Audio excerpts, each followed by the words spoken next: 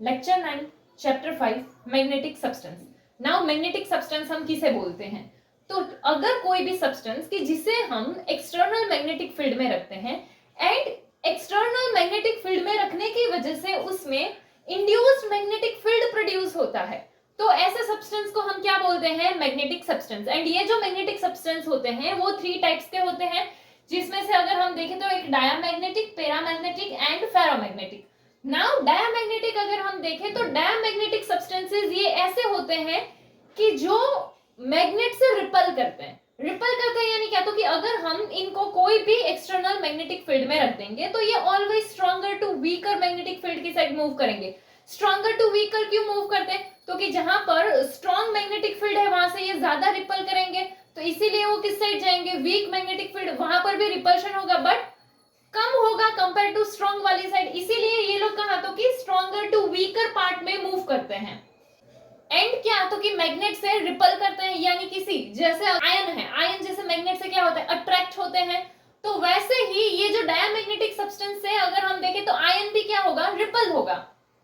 Now अगर हम देखें तो यहाँ पर एक ऐसे बार है जो कि डायामैग्नेटिक मटेरियल का है एंड उसको अगर हम एक्सटर्नल मैग्नेटिक फील्ड में रखते हैं, ठीक है, कि जैसे यहाँ पर ये ऐसे एक्सटर्नल मैग्नेटिक फील्ड होता है एंड यहाँ पर हमने इसको रखा हुआ है, तो क्या हुआ? तो कि देखो यहाँ पे मैग्नेटिक फील्ड लाइंस ऐसे चली गई, यहाँ से मैग्नेटिक फील्ड लाइंस ऐसे चली गई। सो हम क्या बोल सकते हैं? तो कि यहाँ पे मैग्नेटिक फील्ड लाइंस जो है वो क्या कर रही है? रिपल कर रही है। तो ये तो हमने यूनिफॉर्म के हिसाब से देखा। अगर हम इसको नॉन यूनिफॉर्म मैग्नेटिक फील्ड में रखेंगे तो क्या होगा? तो कि वो stronger to weaker magnetic field की साइड मूव करेगा। एंड जो डायमैग्नेटिक सब्सटेंस होते हैं उसमें एटम का रिजल्टेंट मैग्नेटिक मूवमेंट जो होता है वो 0 होता है, यानी कि हमें कोई भी रिजल्टेंट मैग्नेटिक मूवमेंट देखने को नहीं मिलता है। एंड अगर हम डायमैग्नेटिक मटेरियल्स देखें तो ये उसके कुछ एग्जांपल्स हैं।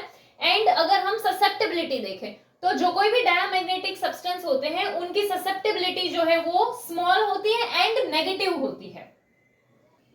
Next, superconductor as diamagnetism. Superconductors जो होते हैं वो थोड़े से डिफरेंट टाइप के डायमैग्नेटिक सब्सटेंस होते हैं। नाउ सुपरकंडक्टर्स ये वो मेटल्स होते हैं कि जिनको बहुत ही ज्यादा लो टेम्परेचर पे कूल करते हैं कि जहां पर जो है वो परफेक्ट कंडक्टिविटी भी शो करे एंड परफेक्ट डायमैग्नेटिज्म भी शो करता है।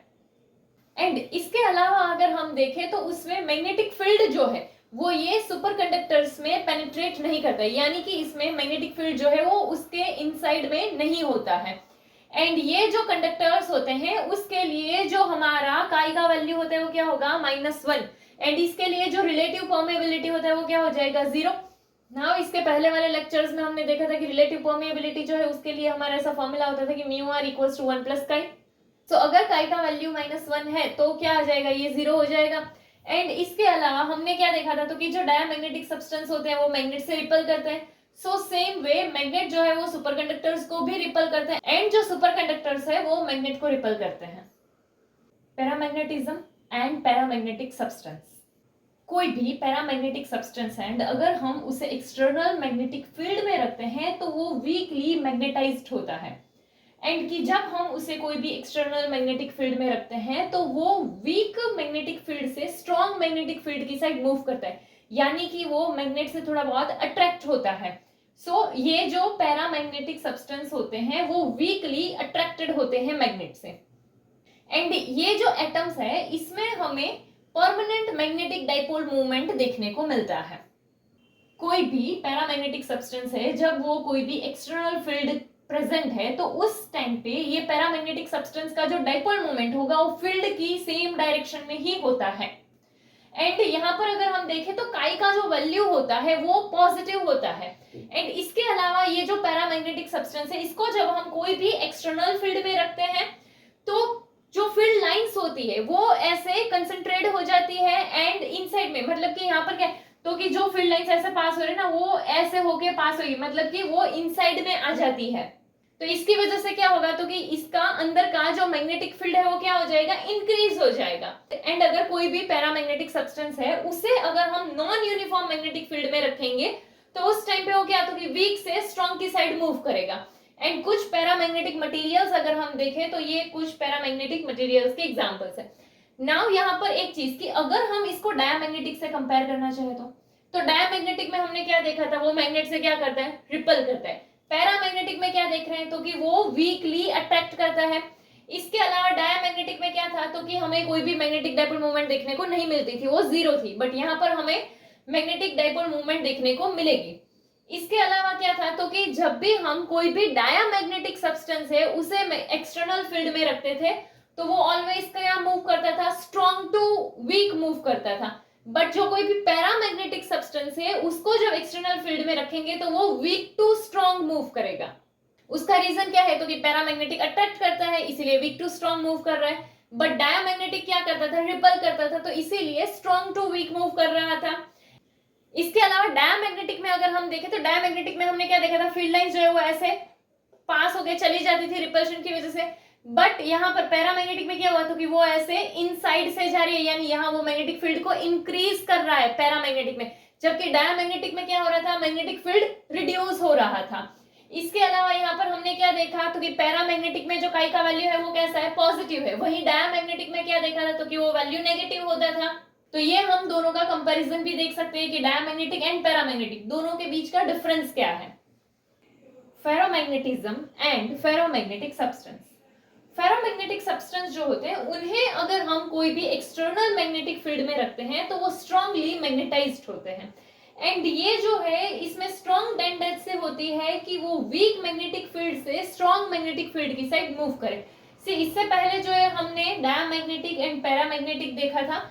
डायमैग्नेटिक जो है वो क्या करते थे, तो वो मैग्नेट से रिपल करते थे, एंड पैरामैग्नेटिक जो है वो क्या करते थे, तो वो मैग्नेट से वीकली अट्रैक्ट होते थे। वही फेरोमैग्नेटिक जो होंगे ये मैग्नेट से स्ट्रांगली अट्रैक्ट होते हैं, एंड इसीलिए इनमें टेंडेंसी होती है कि वो वीक मैग्नेटिक फील्ड से स्ट्रॉन्ग मैग्नेटिक फील्ड की साइड मूव करते हैं।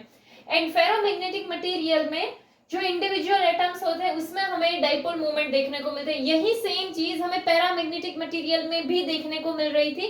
इसके अलावा अगर हम देखें तो जो फेरोमैग्नेटिक सब्सटेंस है इसमें हमें डोमेन देखने को मिलते हैं। नाउ क्या होगा, तो कि ये जो डोमेन है इसमें हमें डाइपोल मूवमेंट देखने को मिलता है, और इसी की वजह से क्या, तो कि जो डोमेन है उसमें हमें नेट मैग्नेटाइजेशन देखने को मिलता है। बट अगर हम कोई भी एक डोमेन को ना देखकर अगर पूरा सब्सटेंस देखते हैं तो क्या होगा, तो कि पूरे सब्सटेंस को जब हम कंसीडर करते हैं तो उस टाइम पे जो डाइपोल मोमेंट होती है वो हमें डिफरेंट डायरेक्शन में देखने को मिलती है, यानी कि डिफरेंट डोमेन जो है उन सब का एक रैंडम डाइपोल मोमेंट होता है। इसकी वजह से क्या होगा, तो कि जो नेट मैग्नेटाइजेशन होगा वो हमें नहीं मिलेगा, यानी कि नेट मैग्नेटाइजेशन जीरो हो जाता है। रीजन क्या है, तो कि यहाँ पर रैंडम डाइपोल मूवमेंट देखने को मिलेगी अगर हम एंटायर सब्सटेंस देखें, बट अगर हम जब एक ही डोमेन देखते हैं तो फिर हमें नेट मैग्नेटाइजेशन जो है वो मिलता है। बट अगर पूरा सब्सटेंस लेंगे तो क्या होगा, तो कि रैंडम डाइपोल मूवमेंट की वजह से नेट मैग्नेटाइजेशन जीरो हो जाएगा। सो इसीलिए यहाँ पर जो है हमें ऐसा देखने को मिल रहा है। अभी अगर हम इसको कोई भी एक्सटर्नल मैग्नेटिक फील्ड प्रोवाइड करते हैं, जैसे यहाँ हमने बी नॉट जो एक्सटर्नल मैग्नेटिक फील्ड है वो प्रोवाइड किया, तो क्या होगा, तो कि यहाँ पे क्या होगा, इन सबका डायरेक्शन जो है वो ये बी नॉट की डायरेक्शन में आ जाएगा, एंड इसी वजह से यहाँ पर क्या, तो कि ये डायरेक्शन ऐसा होने की वजह से यहाँ पे ये अभी मैग्नेटाइज्ड हो जाएगा। एंड जो फेरोमैग्नेटिक मटेरियल होते हैं वो फेरोमैग्नेटिक मटेरियल में जो फील्ड लाइंस होती है वो हाईली कंसेंट्रेटेड होती है। उसका रीजन क्या है, तो कि ये फेरोमैग्नेटिक मटेरियल जो होते हैं वो मैग्नेटिक फील्ड से स्ट्रांगली अट्रैक्ट करते हैं, तो इसीलिए फील्ड लाइंस जो है वो सारी कंसेंट्रेट हो जाती है। एंड अगर हम इसको नॉन यूनिफॉर्म मैग्नेटिक फील्ड में रखेंगे तो क्या होगा, तो कि नॉन यूनिफॉर्म मैग्नेटिक फील्ड में रखेंगे तो ये ऑलवेज स्ट्रॉन्ग मैग्नेटिक फील्ड की साइड जाएगा, क्योंकि ये मैग्नेट से अट्रैक्ट करता है इसलिए ऑब्वियसली ये वहां जाएगा जहां पे स्ट्रॉन्ग मैग्नेटिक फील्ड है, तो इसीलिए ये वीक टू स्ट्रॉन्ग की साइड मूव करता है। नाउ अगर हम देखें तो ये जो सारे हैं ये फेरोमैग्नेटिक सब्सटेंस है। इसके अलावा अगर हम देखें तो इसके लिए जो रिलेटिव परमिएबिलिटी होगा वो ग्रेटर देन 1000 है। तो ये जो हमने देखा वो फेरोमैग्नेटिज्म एंड फेरोमैग्नेटिक सब्सटेंस था। नेक्स्ट अगर हम देखें hard ferromagnetic material and soft magnetic material, तो पहले अगर हम हार्ड मैग्नेटिक मटेरियल देखें तो ये क्या होते हैं, तो ऐसे फेरोमैग्नेटिक मटेरियल्स कि जिसमें अगर हम एक्सटर्नल मैग्नेटिक फील्ड रिमूव कर देते हैं तो भी मैग्नेटाइजेशन रहता है, तो ऐसे मटेरियल्स को हम क्या बोलते हैं, हार्ड मैग्नेटिक मटेरियल।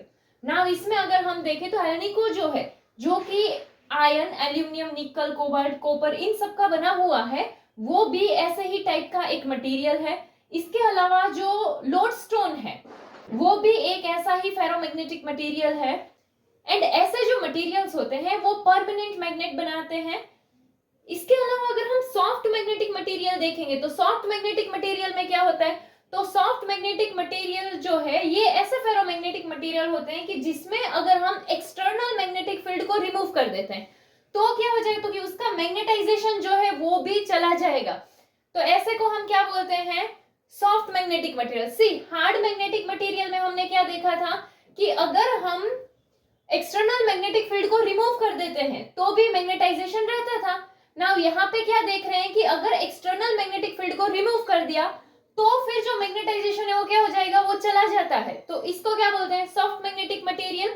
नाउ ये जो मटेरियल्स है उसका यूज कहां पर होता है, तो इलेक्ट्रिक बेल, क्रेन, ट्रांसफार्मर, इन सब में उसका यूज होता है। तो यहाँ पे हमने देखा कि हार्ड जो मैग्नेटिक मटेरियल है वो क्या है, एंड यहाँ पर देखा सॉफ्ट मैग्नेटिक मटेरियल क्या है। हार्ड में सिर्फ याद क्या रखना है, तो कि एक्सटर्नल मैग्नेटिक फील्ड हटा दिया बट फिर भी उसमें मैग्नेटाइजेशन देखने को मिलेगा। सॉफ्ट मैग्नेटिक मटेरियल में क्या देखना है, तो कि एक्सटर्नल मैग्नेटिक फील्ड हटा दिया तो हमें उसमें मैग्नेटाइजेशन देखने को नहीं मिलेगा। मेन डिफरेंस यही है दोनों का।